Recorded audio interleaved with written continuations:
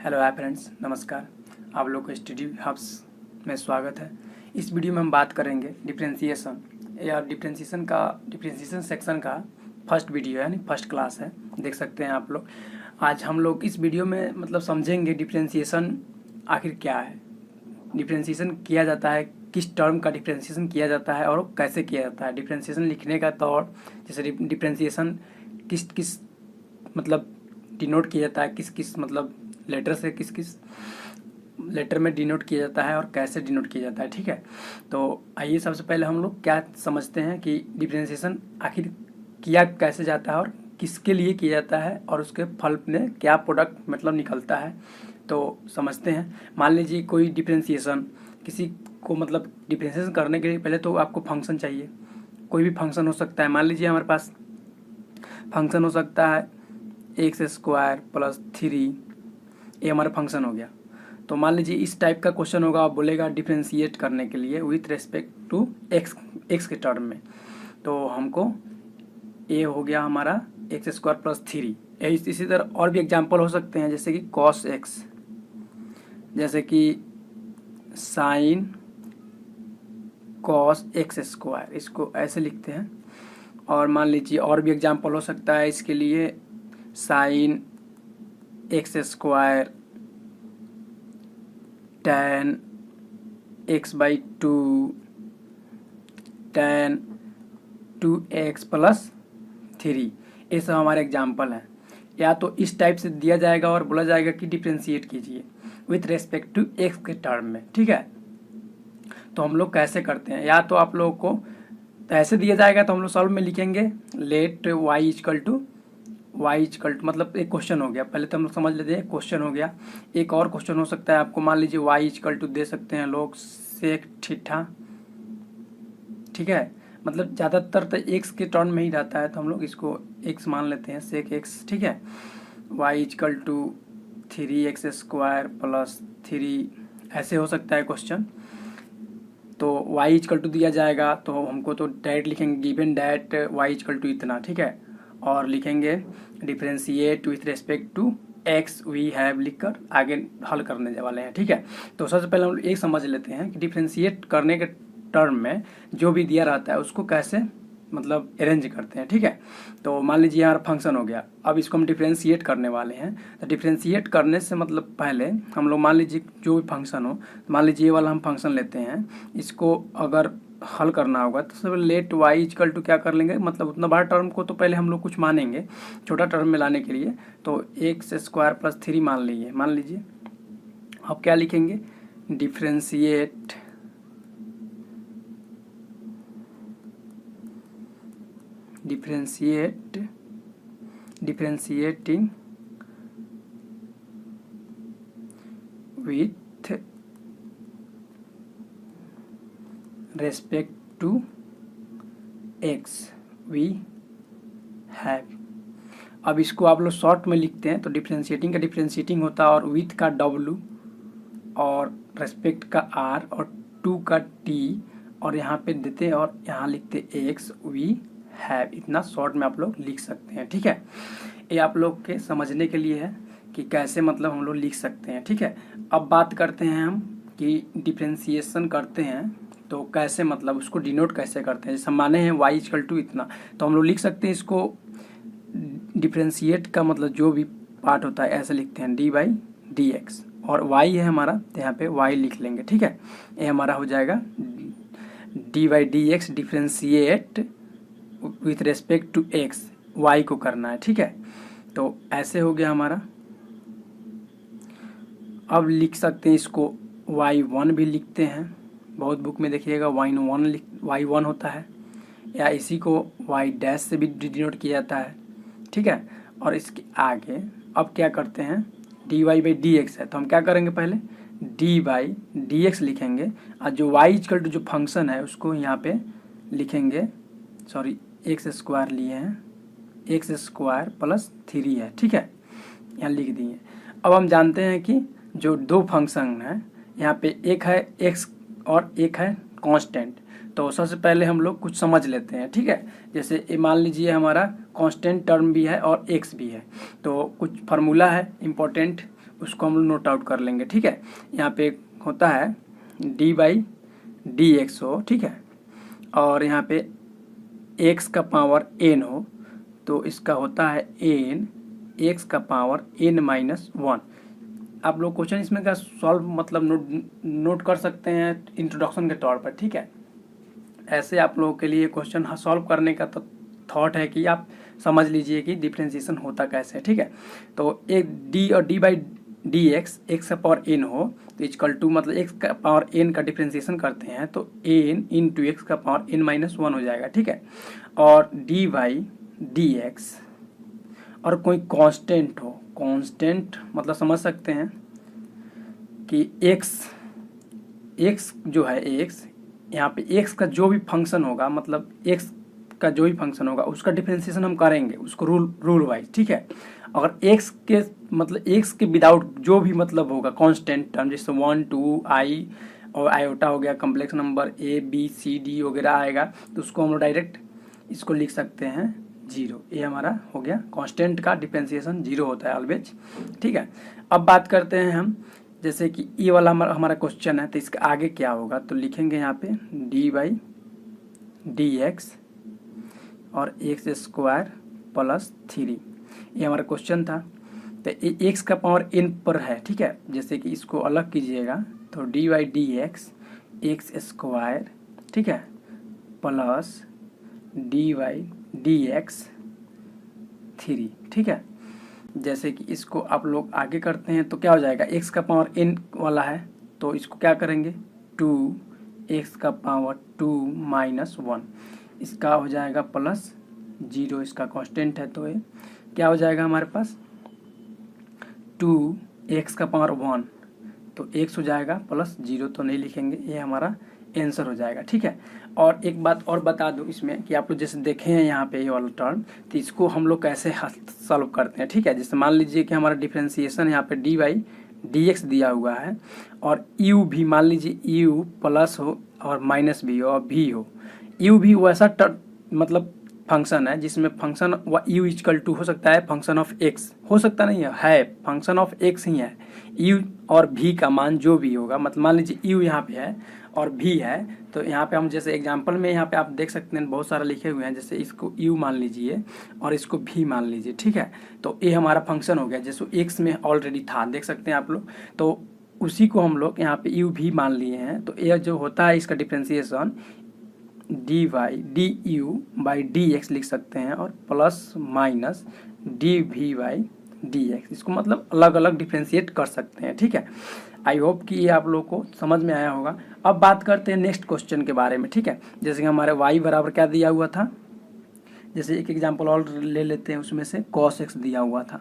तो cos x का क्या होता है, ये तो बेसिक फार्मूला है, ये भी आगे अभी से शुरू कर देते हैं। जैसे मान लीजिए y equal to cos x है, इसको dy/dx लिखते हैं तो क्या हो जाएगा d cos x/dx, ठीक है। तो इसका इक्वल टू क्या हो जाएगा हमारे पास माइनस साइन x, ये हमारा फार्मूला है, ठीक है। इसी तरह y equal to sine x हो, साइन x, तो इसका क्या होगा dy/dx d sine x/dx equal to cos x। ये सब याद करने वाले हैं, ठीक है। आगे एक और बात करते हैं y equal to tan x का, तो dy/dx लिखेंगे और equal to dy/dx tan x equal to क्या हो जाएगा sec² x, ठीक है। ये हमारा मतलब तीनों का हो गया, cos का, साइन का और tan का। इसी तरह होता है cot का, sec का और cosec का, ठीक है। तो पहले तो इसमें एक फार्मूला होता है, जैसे हम लोग आगे बात करते हैं। जैसे cos है तो यहाँ पे माइनस है, माइनस, ठीक है।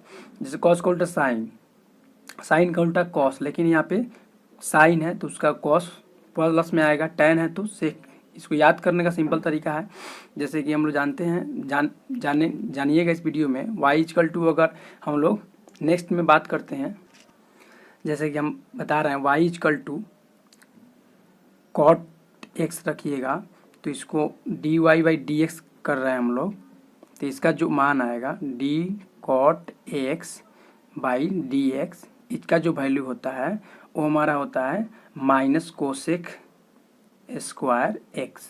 ठीक है, तो आप लोग देख सकते हैं कि कॉट है तो यहाँ पे माइनस आ रहा है। ठीक है, तो हम बताएंगे आगे चलकर कि माइनस कौन सा होगा प्लस कौन सा होगा। ठीक है, और यहाँ पे y इक्वल टू अगर हम मान ले रहे हैं सेक थीटा सेक एक्स, तो क्या आएगा d by d x sec x equal to हो जाएगा sec x into tan x. ठीक है, अब होता है एक तो बाकी है कोसेक का, कोसेक एक्स, इसका लिखते हैं डी बाई डी एक्स, और कोसेक एक्स इसका होता है minus cosec x into cot x.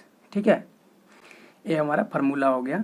अब हम लोग याद करने के लिए कह सकते हैं कि मतलब देख सकते हैं आप लोग कि जैसे कॉस का माइनस साइन था, तो यहाँ पे हम लिख रहे हैं, मतलब अब ये नहीं समझिएगा कि आप लोग कि हम डिफ्रेंशिएशन नहीं दिए हैं तो उसका डायरेक्ट वैल्यू डिफ्रेंशिएट नहीं किए हैं और डायरेक्ट लिख दिए, बस हम मतलब एक ट्रिक के लिए बता रहे हैं। ठीक है, जैसे साइन था, ठीक है, तो मान लीजिए हम एफ एक्स यहाँ पे लिख दे रहे हैं। ठीक है, F x function of F x और एफ डैश एक्स, इसको differentiation of function of F x पढ़ा जाता है। ठीक है, एक बार डिफ्रेंशिएट करने के पास जो भी आएगा, तो साइन का क्या होता है कॉस एक्स, और कॉस एक्स का माइनस साइन एक्स, और यहाँ पे टैन एक्स था तो आया था सेक स्क्वायर एक्स, और यहाँ पे कॉट एक्स का होता है माइनस कोसेक स्क्वायर एक्स।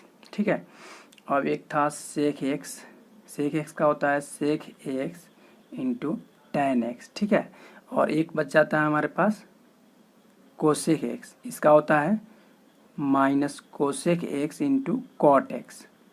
अब एक बात मिलाते हैं हम लोग, अगर यहाँ पे देख सकते हैं आप लोग एस, यानी कि जो भी सी वाला लेटर है, सी वाला यहाँ पे सी है। ठीक है, सी यहाँ पे है और सी यहाँ पे है। ठीक है, और यहाँ पे भी सी है। साइन कॉस जो भी 6 हम लोग पढ़े हैं ट्राइग्नोमेट्रिक रेशियो, उसमें 6 पढ़े हैं हम लोग, तो उसमें जानते हैं कि 3 सी से लिखा जाता है। ठीक है, तो देख सकते हैं जो भी 3 जो सी से लिखा हुआ है उसमें उसका डिफ्रेंशिएशन करने के बाद माइनस में आ रहा है उसका हल। ठीक है, यहाँ पे देख सकते हैं आप लोग माइनस में आ रहा है। ठीक है, अब एक और चीज़, साइन का कॉस का उल्टा साइन, यहाँ पे आप लोग एक कह सकते हैं, और कॉट का उल्टा तो नहीं जा सकते। कॉट का अगर टैन का सेक स्क्वायर एक्स है तो कॉट का माइनस कोसेक स्क्वायर एक्स, और कोसेक एक्स का minus cosec x cot x. यह मतलब ट्रिक है, केवल कह सकते हैं कि माइनस के लिए किस किस में माइनस होता है, तो हम लोग याद करेंगे कि जिस भी ट्राइग्नोमेट्रिक रेशियो सी से लिखा जाता है उसका डिफ्रेंशिएशन ऑलवेज नहीं निगेटिव होता है। ठीक है, ऑलवेज नहीं मतलब निगेटिव होता है। ठीक है, और जो भी मतलब कि बाकी मतलब अल्फ़ाबेट से लिखाते हैं, जैसे साइन है एस से लिखाता है, टैन टी से लिखाता है, और सेक एस से लिखाता है, तो ये सब प्लस होते हैं। देख सकते हैं आप लोग यहाँ पे साइन का कॉस और टैन का सेक स्क्वायर एक्स और सेक का sec x into tan x. ठीक है, अब बात करते हैं हम कि जो दिया हुआ है एग्जाम्पल, वो कौन कौन सा एग्जाम्पल था, उसको हम लोग कैसे बनाते हैं। ठीक है, तो ये आप लोग याद कर लीजिएगा। नेगेटिव साइन कैसे याद कीजिएगा आप लोग तो पता है, बस आप लोग थोड़ा सा मेहनत कीजिएगा, और कॉस का साइन और साइन का कॉस और कॉट का कोसेक और टैन का सेक स्क्वायर एक्स, सेक का एक्स का सेक एक्स टैन एक्स, और कोसेक एक्स का कॉसेक एक्स कॉट एक्स। ठीक है, अब 2 एग्जाम्पल हम लोग देख लेते हैं कैसे सॉल्व होता है। क्योंकि एग्जाम्पल जब तक नहीं देखेंगे तब तक तो कुछ होने वाला है नहीं, कैसे कैसे होगा। क्यों, अब बात करते हैं, जैसे कि हमारे पास क्वेश्चन है, मान लेते हैं y इक्वल टू क्या लिख लेते हैं sine square sine x square. ठीक है, तो डिफ्रेंशिएट करेंगे, differentiating with respect to x we have d y d x sorry, और y लिख देंगे ऊपर, क्या हो जाएगा d y d x, function क्या है हमारा साइन एक्स स्क्वायर, तो क्या हो जाएगा हमारे पास साइन का क्या होता है, साइन का जैसे आप लोग देख सकते हैं यहाँ पे साइन का कॉस होता है, तो क्या लिख लेंगे, कॉस एंगल में जो है वो लिख लेंगे। और इसमें चैन रूल होता है, जैसे एक्स स्क्वायर बचा हुआ है हमारा, एक्स का टर्म है, जब तक एक्स नहीं डिफ्रेंशिएट हो जाता, जब तक चैन रूल आगे बढ़ते रहेगा, ठीक है। तो साइन का हो गया, उसके बाद एक्स है, तो हम लोग क्या लिख सकते हैं यहाँ पे, 2x का पावर 2-1, क्योंकि n इंटू एक्स का इन वाला फॉर्म है, तो इसको लिख सकते हैं यहाँ पे क्या आगे, पहले इसको लिख लेते हैं, 2 का पावर x मतलब 2x, 1 है तो 2x हो जाएगा कॉस एक्स स्क्वायर, यही हमारा आंसर हो जाएगा, ठीक है। नेक्स्ट क्वेश्चन देखते हैं। नेक्स्ट क्वेश्चन में ले लेते हैं हम लोग y इक्वल टू कोई ले लेते हैं फ्रैक्शन वाला में, जैसे कि tan x/2। तो क्या करेंगे इसको, पहले तो डिफ्रेंशिएटिंग